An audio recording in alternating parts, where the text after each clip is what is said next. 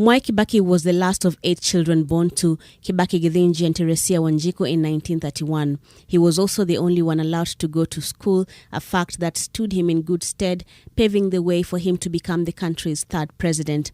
In 1961, Mwai Kibaki married the late Lucy Muthoni Kibaki, a union that bore 4 children, Judy, Jimmy, David, and Tony Kibaki. The larger part of his family was present when he took oath of office, Mwai Kibaki, naapa kwamba, ushering Kenya into a post-Kanu era that signaled the return to prominence of the First Family and the First Lady's office, to be precise. While the family, at least the children, stayed largely out of the limelight, the First Lady was not one to play the shrinking violet role in her husband's administration. She took up her office and her roles very seriously.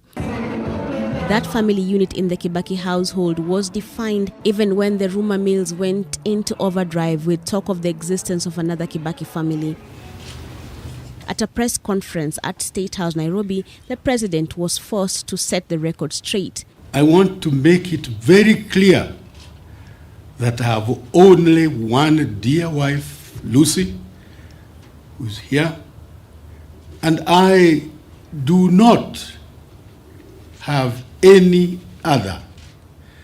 And anybody who knows me and knows my family and knows how I live, they know I have only one wife. He even threatened to sue anybody who was peddling such rumors. I don't want to repeat, but I want to say quite frankly, anyone who is bent on that course, he'll see me in court or wherever he will see me, and we shall deal with him. No other way. But that did little to lessen the intensity of the rumors that former Othaya MP, then a political activist, Mary Wambui, was the president's other wife, and that her daughter Winnie Wambui Mwai was the product of that union. Indeed, after that denouncing from State House, Wambui was filmed at a mall with all the trappings of power, signaling that she was not just any other woman. In 2013, in the heat of the campaigns, Kibaki endorsed and campaigned for Mugambi Gishuki to replace him as the Othaya MP. Huyu bwana ambaye sasa nataka kuwa katika wapi?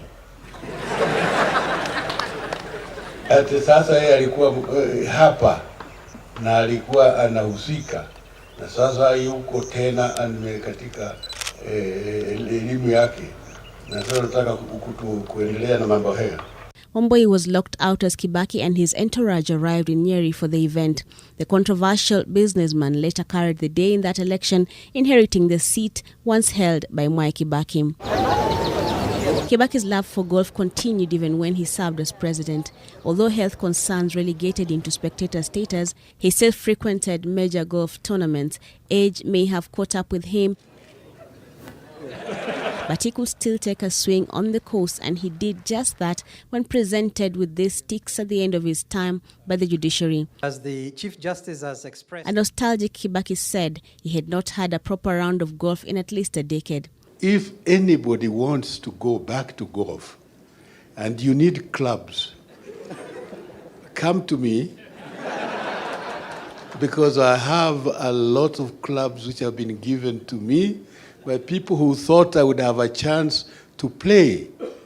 But then I did not use them, and I did not have the courage to give them to anybody or to sell them. He was also an astute businessman with interest in real estate and hospitality, and he also practiced farming. His lowest moment was when his wife of 55 years, Lucy Kibaki, passed away in 2016, an occurrence that appeared to have knocked the winds out of his sails. The visibly frail and shaken former head of state did not say much during the state ceremonies that followed, not at the airport when the body arrived, neither at the consular